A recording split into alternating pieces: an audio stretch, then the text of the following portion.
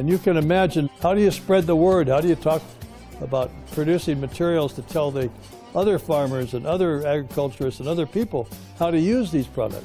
And that's where the printing presses came in, and they became very, very important.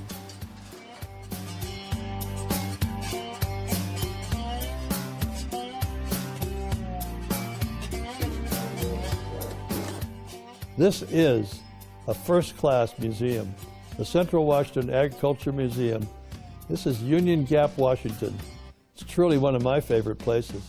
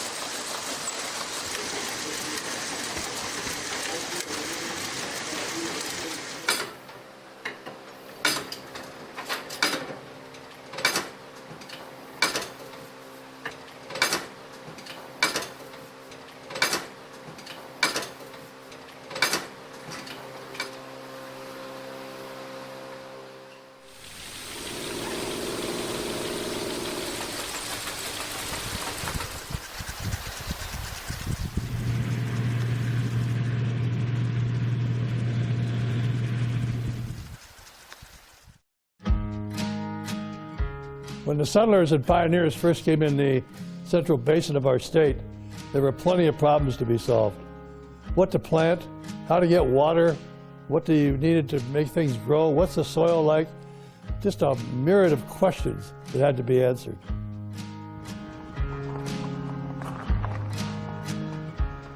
Today we look back 200 years later, 150 years, and we see all those answers right here in the Central Washington Agricultural Museum.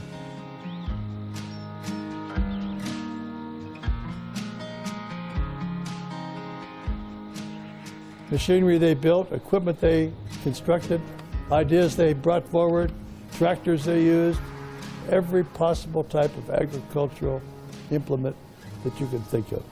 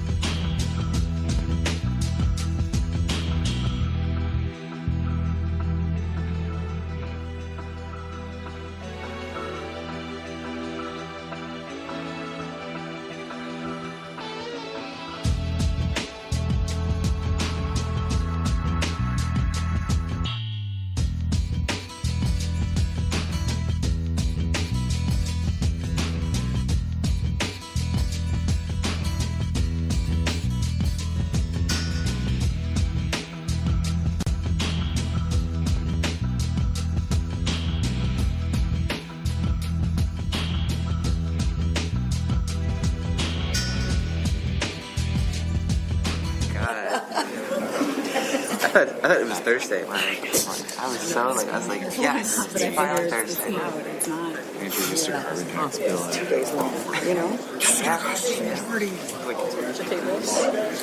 Withdraw it. Maybe like unintroduce it. And I was like, I'm not doing that. No, it's Be brave. Frank is. Okay, Joe? Yes. Morning, everybody. Thanks for being here. I'm Joe Fitzgibbon. I'm the House Majority Leader. I'm joined by Speaker Lori Jenkins and House Finance Chair Representative April Berg. And the topic I wanted to kick us off with today is the introduction of the millionaires tax bill that Senator Peterson and I filed yesterday, and that the text of which is online on the website now. We see this as a really remarkable opportunity for us to reduce our reliance on the taxes that we have relied on for over 90 years, sales tax and business and occupation tax. Sales tax, which falls most heavily on low and middle income people in our state, and business and occupation tax, which is an inefficient and exemption-riddled structure that we hear a lot from businesses in our state, makes it harder for them to grow jobs here. By asking the wealthiest income earners in our state to pay a portion of their income to support our shared needs, to support education, healthcare, community safety, we think this is a real opportunity for a win-win-win for our state, to improve our tax code, to make it more sustainable, to enable us to invest in education and healthcare, and to help businesses and low-income families all at the same time. So we know that the bill that was introduced is a starting point. We've had many productive conversations with interested parties from across the political spectrum. Those continues are ongoing and will continue all the way through the session.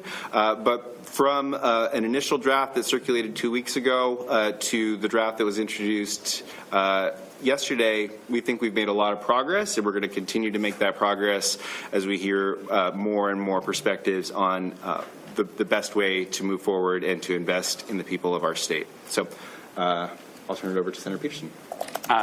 Thank you very much, Representative Fitzgibbon. Jamie Peterson, the Senate Majority Leader, and I'm joined today by Deputy Majority Leader Makadingra and Senator Noah Frame, who is the Vice Chair of the Senate Ways and Means Committee for Finance Issues. I first want to acknowledge and thank Representative Fitzgibbon and Speaker Jenkins and Representative Berg for just incredible collaboration over the last really 6 months or so that we've been working on this project. It has been a great source of comfort and strength to have that collaborative spirit. I agree with everything that Representative Fitzgibbon said. I guess I want to locate this also in the context of where we are in the world today. You know, in 2026, we are living with the passage by the U.S. Congress of H.R. 1 and President Trump's act that he has perpetrated on the country, which really throws into dramatic juxtaposition big tax cuts for millionaires and billionaires and benefit cuts for poor people, whether that's about food or health care. And I think it has caused us to have some really serious conversations about what kind of a community we want to be, what kind of a state we want to be. It is my belief, having talked to a lot of people, and guess what, the folks up here at this table represent most of the people who are going to wind up paying this tax, right? They are heavily concentrated in a few legislative districts in central Puget Sound.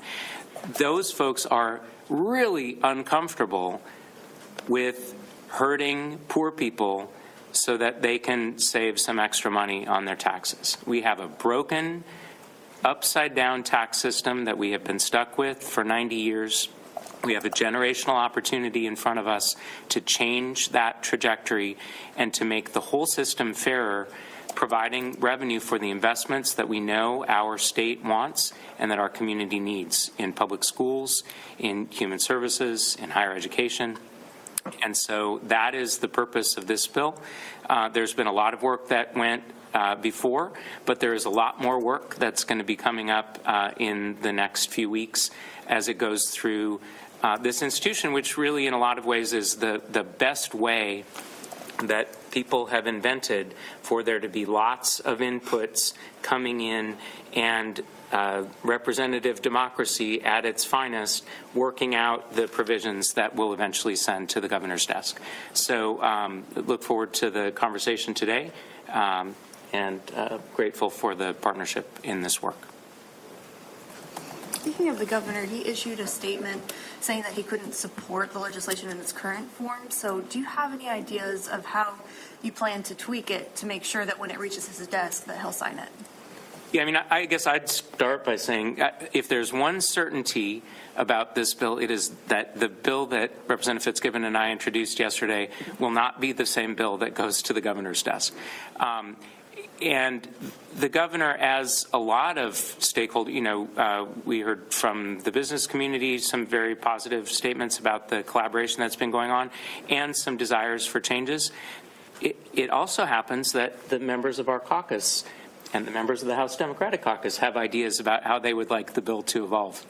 And so as I was just saying about the legislature, like this is the process where all of those inputs can get put together, and then we'll send a product to the governor's desk. We know that he has talked about wanting to see more money going to small business tax credit and more money to the working families tax credit. Those are obviously priorities for us, and that's why they're included in the bill. But look forward to continued conversations. We've been in very regular conversation with him for 6 months, including and up to yesterday afternoon about the bill. So. Could you elaborate a little more on those conversations? I mean, did it come as a surprise to you that the governor put out this statement this morning? I mean, he kind of stole the thunder of your rollout by stating his opposition this morning. We were a little surprised by the governor's statement, given the fact that less than 24 hours ago we had a very positive conversation with him about our progress and our work together on this. We knew then that none of us, including him, thought that the bill was in its final form and that there were going to be many opportunities in the weeks to come to move it to a place where it could get support in the Senate and in the House and from him. So we'll continue those conversations as we've talked with him, with the business community, with local governments, with many others who could be impacted by what we do here. We know that we have work to do to make sure that we have the support to move this all the way forward. And so his statement this morning was a little bit different than what we heard from him yesterday, but we're glad that we're going to continue that dialogue. Can you speak to the concerns from Republicans who say that there's a punishment here for married couples? Perhaps if one makes $500,000, another makes $500,000, they've reached that threshold, they're now being punished? I'm going to quote one of my colleagues, Senator Leas, who, when we talked about this issue and the claim that there's this big marriage penalty, said, I'm going to go ask my parents if you got two people and they're each making $600,000, are they millionaires? He said, I think they'll know the answer. I think that's true. Yeah. I'll also add that from a tax policy standpoint, we are mirroring the structure of the capital gains tax. And if you've read the bill, there's a pretty intentional weaving together of this and the capital gains tax. We're using our Washington capital gains tax definition rather than the federal one. And to layer this onto that and make those talk to each other, we're starting with the same tax structure. So they match, even if it's a little different than the federal tax code. And it's worth pointing out, to Senator Frame's point, that the voters have now, by an almost two-thirds majority, approved the structure of the capital gains tax, which includes this same treatment of married couples. Great. Representative Fitzgibbon or Representative Peterson, just two quick questions. First, can you go through the process of whether this is NTIB or if you have to hit committee? The bill affects state revenue, so it is not subject to cutoff. Yep, Okay. correct. And second, what percent at this stage with this version goes toward tax relief? The Republicans use a 5% figure. I wondered if that... Yeah, they're just not, they haven't read the bill carefully, apparently. The 5% figure is money that's going to counties to help pay for public defense. When you put together the sales tax reductions for grooming and hygiene products, the working families tax credit expansion and funding, the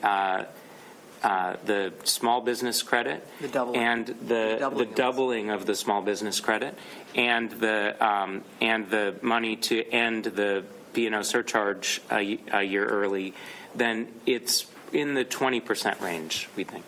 Can you elaborate a little bit more on the public defense aspect? How did you get to that percentage? And then do you have any sense of how much money that would provide every year in public defense costs? Yeah, so, the estimate from the bill is in the $3.5 billion range. So 5% of that, you can do the math, $175 million for the state.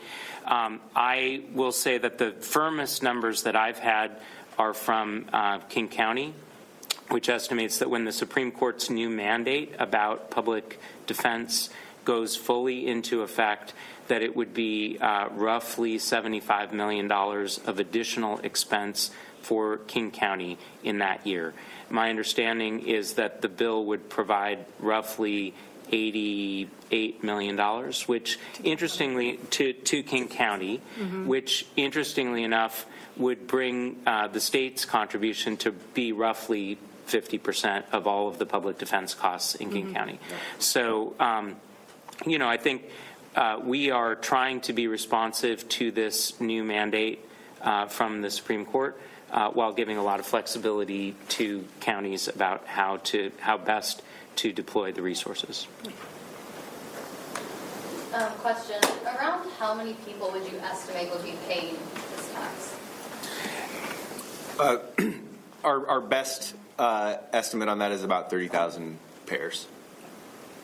And that's not necessarily 30,000 individual payers, not all of which are Washington residents. So there will be people that have allocated, they're allocated to Washington State, but they're not residents of Washington State. So that number we think includes both non-residents and residents.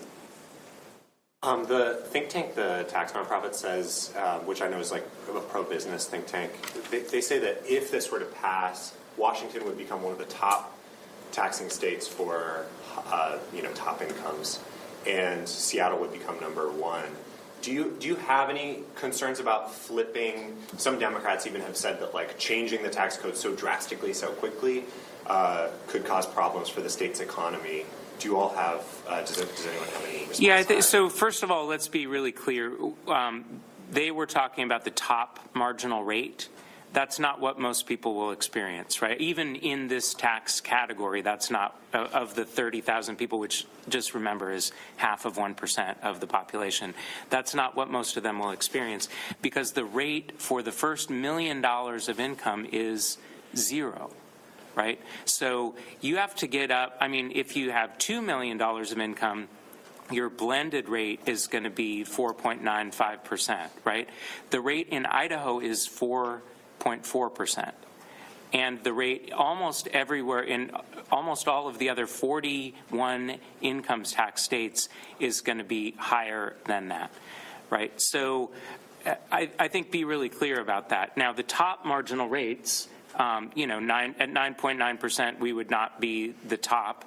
I think we probably would be lower than Massachusetts, California, or Illinois. Yeah. So, I think it's, I don't honestly think that we're going to create a giant disincentive for people to live in Washington as a result. I'll also note we are, again, as my previous comment, we're sort of marrying this up with the current tax code. So take everything that Senator Peterson just said, and then you back out and give a credit for capital gains tax already paid. You give a credit for B&O tax already paid when you have pass-through entity income, and public utility tax, which is for some businesses paid in lieu of B&O tax.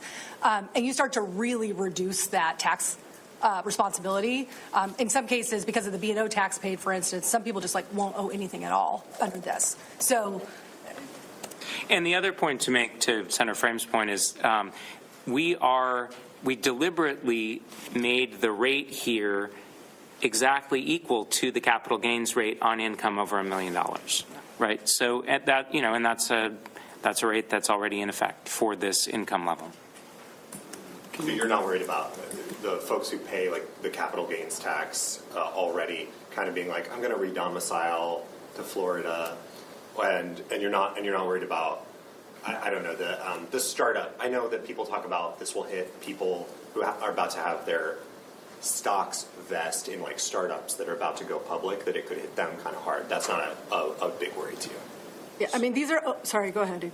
Well, if you look at the other states that have thriving tech sectors, California, Massachusetts, Colorado, Oregon, New York, New Jersey, Virginia, they all have income taxes. We are an outlier in not having one. Now, Texas doesn't have one, so I guess that's the one state that has a tech sector that doesn't levy either a corporate or a personal income tax. Florida does have a corporate income tax, although they don't have a personal income tax. Washington is an outlier in being one of the 9 states that has no personal income tax, and we're one of 7 states that has no income tax whatsoever. Our peers are already doing this, and I think Washington's competitive advantage lies in the fact that we have a high quality of life, that this is a desirable place to live, and that we have a highly educated workforce, and we very much expect that to continue. And that's why we've been having good conversations with the business community, including tech businesses, about what it takes to keep them growing here. I want to make one more comment about the going too fast. We have been saddled with this tax code for 90 years. And the people of Washington State feel it every single day. Like working people, they know in this state that they are paying disproportionately more than the highest income households in the state. Through 64% on the ballot on 2109 4 years ago. They made very clear that they want us to tackle that. To me, this is the next step in that conversation. And the fact that it's coming 4 years after that is like, we're making the progress that the people want us to make because we've been stuck with this for nearly a century. What assurances can you offer Washingtonians that you won't lower the threshold on millionaire's tax and income tax in the coming legislative session? So let's start with a good point that Representative Fitzgibbon made a few weeks ago, which is that despite what you'll hear some people say that income taxes are unconstitutional, income tax is not unconstitutional in our state. What is unconstitutional, the Supreme Court said, is a property tax in excess of 1%. So there has been no question for 93 years that the legislature at any moment could do a 1% across the board flat income tax. And how many times has that been proposed even, let alone enacted? Yeah. 0, right? This group of people up here are interested in shifting the tax system, shifting the tax burden so that it's paid by wealthier people and large businesses who have the capacity to pay it. We are not interested in increasing taxes on working people. And that's why it's never happened before. And guess what? Any change to this, even reducing by $10 the threshold at which people would have to pay it, would have to go through the exact same process all over again. Legislative debates in both chambers, getting the signature of a governor who says that he would oppose doing such a thing, and then the possibility of a ballot challenge to it, right? So guess what? It's not happening. We just don't hear support from our constituents or from our colleagues in income tax on low income earners. There's just Democrats in the legislature, Republicans in the legislature, our constituents back home do not support an income tax on low-income earners. Or there was a poll in the Seattle Times that was just confirming the numbers here a few weeks ago, reported that showed 54% of Republicans and 52% of independents support an income tax on high earners. So we're responding to what we're hearing from our constituents about the best ways to meet the needs of the people of our state and the best ways to reform and improve our tax code. And I think if you look at the most contemporary example, which would be capital gains, right? This was an argument that was made about capital gains. And in fact, we have adjusted capital gains higher rate for even higher income earners, but we have not gone below what we originally established in cap gains because that just doesn't kind of comply with our efforts to restructure our tax code, which is part of what we're trying to do with this high earners tax. Can you talk about your reasoning for including the necessity clause in both versions of these bills? Yeah, I mean, so look, we experienced last year in dramatic fashion, and then because of the federal cuts, we are experiencing again an unbalanced budget. We have a structural revenue problem in our budget that was not solved with $7 billion of cuts last year that we're right back to.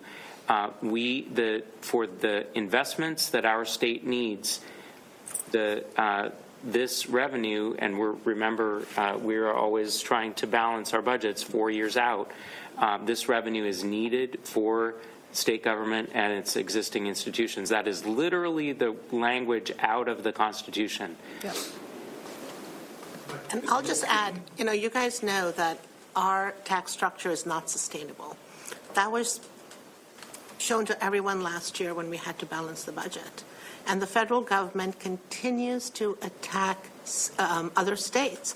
And in order to make sure we can continue to provide the most vulnerable amongst us healthcare, housing, we have to make sure that we are being responsive to the way the state is run. And in order to do that, we have to have a tax code that is sustainable. And that need exists right now. And we're looking at our budget, and we have to make sure that we are showing up for the most vulnerable once again. And we're hearing stories upon stories on what is happening with our foster kids, what is happening with services being cut for mental health, substance use disorder, health care. This is a real problem for so many people who are losing access to health care. And so we have to do something that can fix our tax code moving forward, because there's a quality of life that people in the state of Washington want and demand. We've seen that over and over again every time they show up to the polls. And this is really our commitment to the people of Washington to say, we are going to make sure that our tax structure is sustainable for the quality of life that people want and expect, and that we are able to pay for health care, for education, and really make sure we're setting up our children for success.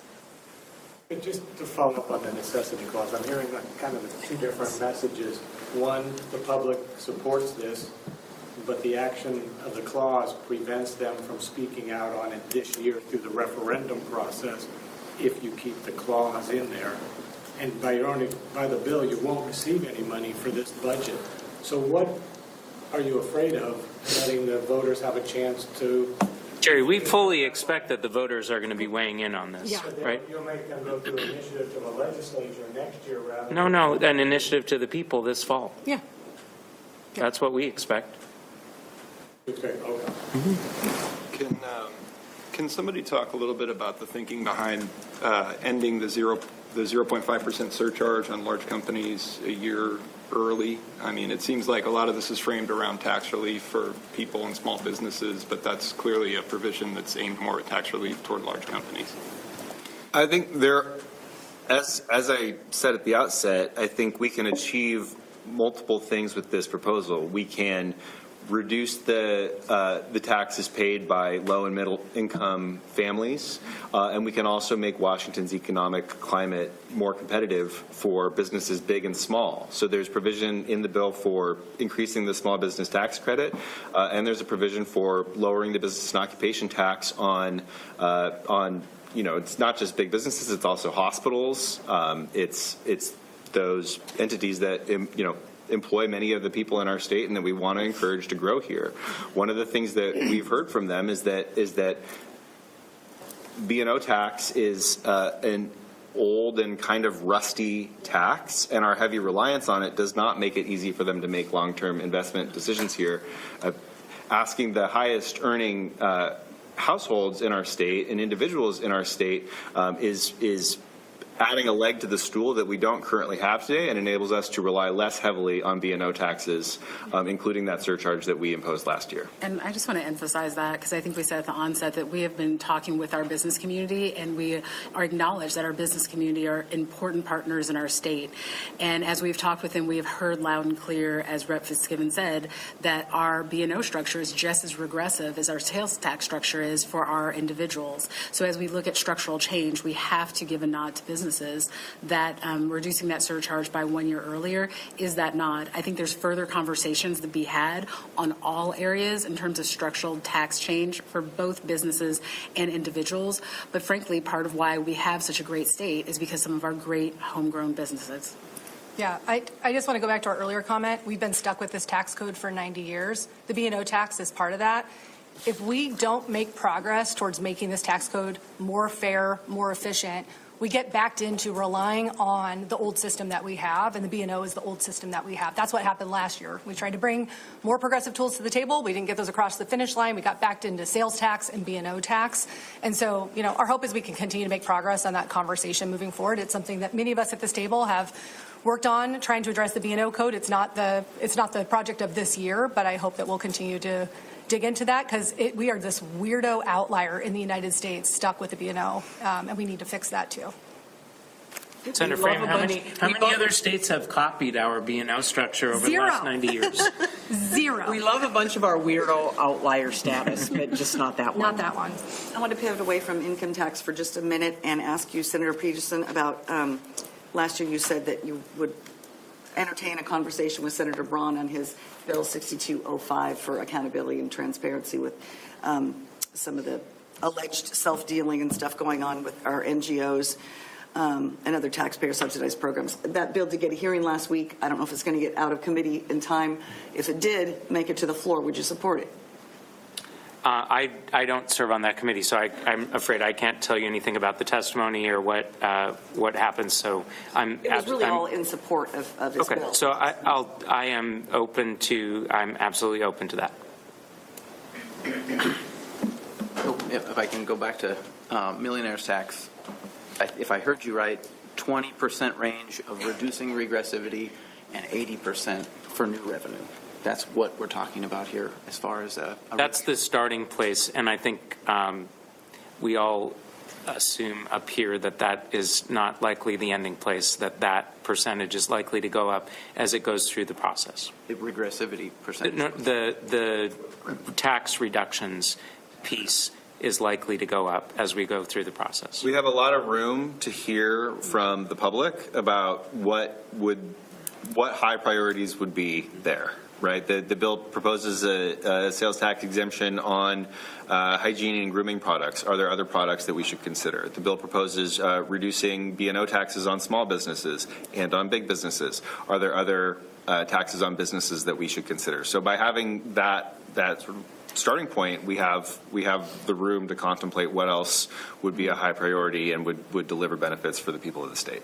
And it expands the working families tax credit. Right now it's limited to 25 to 64-year-olds, and that brings it down to 18-year-olds, and then allows us to offer that to folks over 65 as well. And is that the right approach for expanding the working families tax credit, or are there other ideas? We'll be open to that as well. Just to give you an idea of how many people that might affect, it's 120,000 additional Washingtonians that would be eligible for the working family tax credit. So those are real numbers, and those are real people. Yep.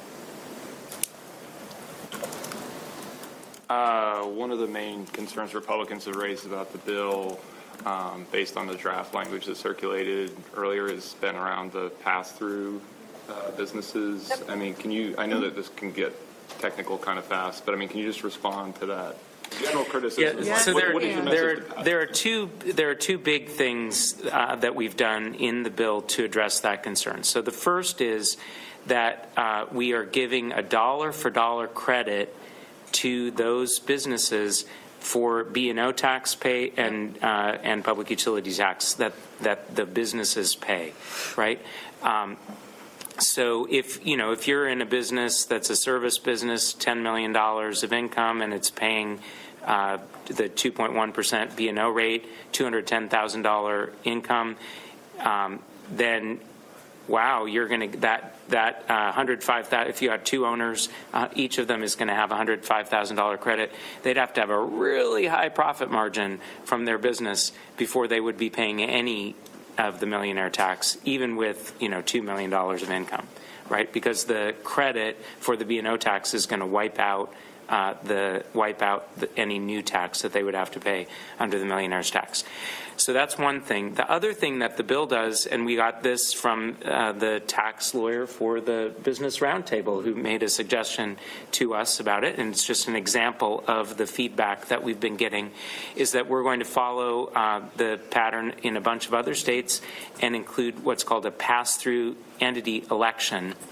That would allow the business to pay the tax on behalf of its owners and then claim as a business expense the value of that tax. So instead of being limited, as most taxpayers are, to the state and local tax deduction capped at currently $40,000, but generally it's $10,000 per year at the federal level, they could deduct the entire amount of the tax at a business level, right, and then not pay at an individual level. So that is feedback that has been received very favorably from the business community folks with whom we've been working. And we think that puts us in a position where the treatment of pass-through entities is, compares favorably with other states that have income tax. And just to put a finer point on it, we're not an outlier in that sense. So these pass-through entities, things started getting creative in other states that had income taxes when you saw the SALT deductions get capped. So we went from kind of that uncapped world to a capped world, and then we ended up with some different unique things depending on the state with pass-through entities allowing for additional deductions at the federal level. So we're simply doing something that other states have done. So this is not something new to the tax code, if you will, for our state.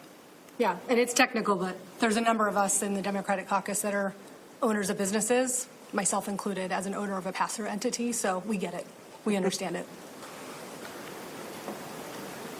Stay-at-home moms get it too. I was just going to point that out. And dads. Right. Yeah. Politics question, I guess. 93 years since the income tax was struck down the first time when voters approved it. 10 times since they have said no. The last time was 2010. I know a few things have changed since 2010. But I think the biggest one is President Trump, his tax cuts for the wealthy in his first term, and the solidification of them last year. I think maybe with his reelection, all of the billionaires in the front row at the inauguration. I don't know. I'm curious, does Trump's move last year give you political cover? Do you feel you have political cover to finally do this? Why is this the moment in a short session before a midterm? I don't think it's about cover. I think it's about the mood of Washingtonians and Americans about how the federal government is tilting the playing field in favor of the wealthiest people in the country, including many of the president's friends. So I think that we're responding to what we're hearing from our constituents, that the playing field is tilted too far in favor of the wealthiest people in our state, and that they can do more to support our shared needs. And can I just add, I really think that the tone has been changing over the last maybe 20 years because of this issue about the divide in Washington state in particular, between the poorest amongst us paying four times more of their income on taxes than the wealthiest. And, I was the first person who filed the capital gains tax bill. And when we first filed that, I got polling information back that said that it was supported at like a 13% level, and that like 89% of people didn't even know what it was. Yeah. Right. And through that education process and those discussions with the public of people understanding what a capital gains tax was and who it would apply to, you see the support for it grow to the point that 2/3 of Washingtonians nearly voted to maintain a capital gains tax. But that bill was first filed, I think, in 2013. Right. And so I think this stark reality for Washingtonians has been becoming more and more stark every year. And I think that's what we're really seeing happening. I'll bring us back to what Senator Peterson said at the beginning. It's not just the politics of the Trump administration, it's the policy. And the passage of H.R. 1 for our state looks like a $90,000 tax break for the highest income households in Washington state and a mere $200 for our low income households. So people are feeling that in their pocketbooks. They can see that the system is rigged against them and they want us to make progress. So that's real, and we're responding to that. And as it was said, those tax cuts were funded through dramatic cuts to health care, food access for people right here in Washington state. That has a dramatic impact on Washingtonians. And through deficit spending, which makes interest rates and the cost of housing and the cost of owning a car worse. Yeah, I guess the other thing that I would like to say, piggybacking on the speaker's point here, is got to force the other side to choose. Was the capital gains tax an income tax or not? Right? They screamed for years that this was the capital gains income tax. right? And that was the center of their campaign, the capital gains income tax. And so then what happened? Have the voters rejected the income tax every time it was in front of them? Well, no, it turns out when it's on really high income that most people don't have, 2/3 of them were just fine with it, right? So I guess I wonder about that streak that's not unbroken anymore. And I'll just add, if you look at the history of the United States, every time you've had very high inequities when it comes to compensation, there has been changes made to address that. We've seen that throughout the history of our country. And that's where we are at. The compensation for people at different levels is extreme. For the first time, we saw Elon getting a compensation package for $1 billion. Trillion. Trillion. With a T. With a T. Thank you. The T. And this is the reality of what everyone is seeing. And so when you take a look at the inequities, it just does not make sense that we as a state would run the state on the backs of the poor and the middle class. It is really about making sure everyone is paying their fair share. Last thing I have on this. So, the voters in 2024 overwhelmingly in, I think 33 out of 39 counties voted to keep our capital gains tax. The voters in 2010 rejected a different income tax proposal. That was in 2010. I'm not that inclined to take into account the votes that happened generations ago. Before many of us were alive. I do think that it's also our responsibility as legislators to hear when the views of our constituents have moved based on what they've seen in their own lives. So, I don't know, Madam Speaker, or Senator Peterson, the non-discrimination initiative in 1997 on to marriage equality in 2021, what that arc looked like. 2012. 15 years by coincidence. Yeah, we went from voters turning down an initiative just to extend simple anti-discrimination protections for LGBTQ people by a 60-40 vote, basically, to then approving, that was passed then in a decade by the legislature, but marriage equality supported by the voters by well over 50%. So you see voters move. There are many examples of seeing voters move over time on all sorts of topics, social, taxation, and everything, and we think voters have moved in large part due to all of the reasons that people have given. Well, and to piggyback on that, in the same ballot in 1997 that had Initiative 677 was Initiative 676 about what the proponents then called gun control, right? And the voters overwhelmingly disapproved that initiative, like 70% margin. It lost in every county except for San Juan. And then a whole series of shootings happened. Sandy Hook was the beginning of the conversation here in the legislature about whether we should even do background checks on gun purchases. That turned into Initiative 594, approved by the people, and then a whole series of initiatives approved by the people, which now have given us the direction to make Washington into one of the top states in the country in terms of gun violence prevention. Also on that ballot that year was medical marijuana, which also. So anyway, so people's minds can change in 15 years. We can go a long way deep into this. If you'd like, maybe we should stop. I think that's what happens when Joe calls the both of you old, because that's what I heard. Speaking of Comments from Rep. Springer, because he said don't trust Democrats that this won't expand to everybody.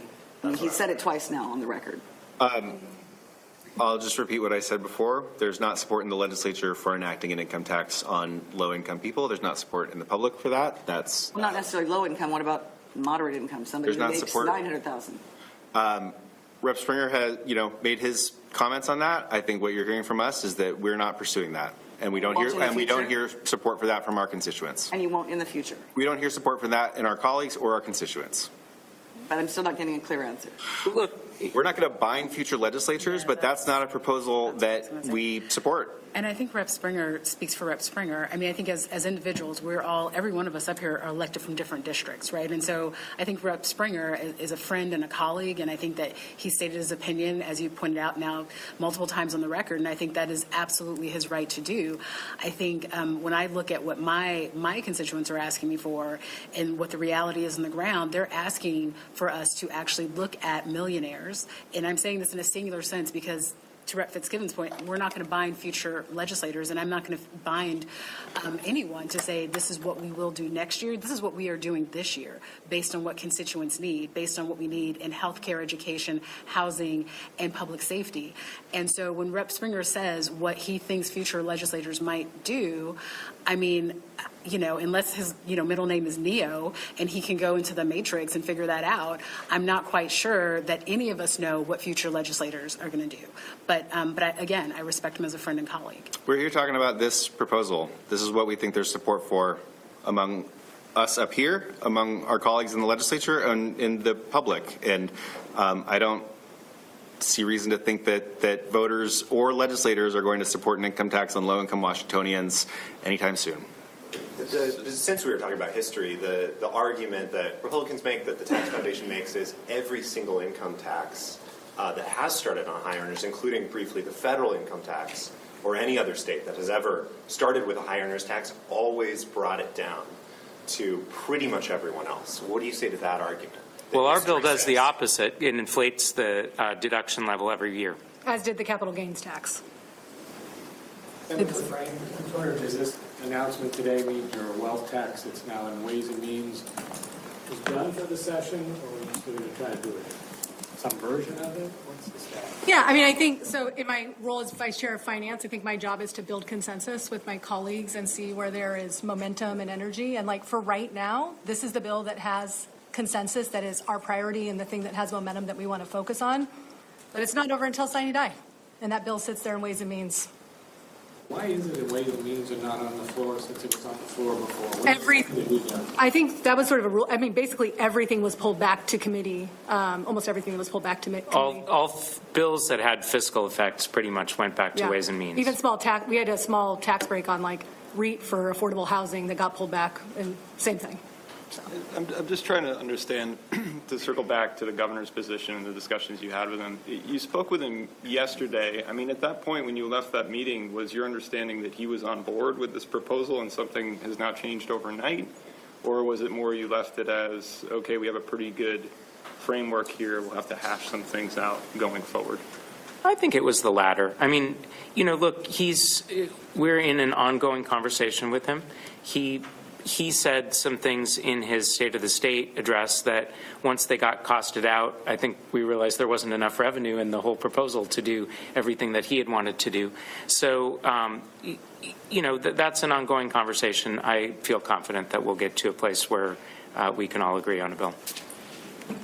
And can you speak to kind of the timeline for hearings, getting them to the floor? Are they going to be on twin tracks, or is one the vehicle? Yeah, so I'll speak to the Senate.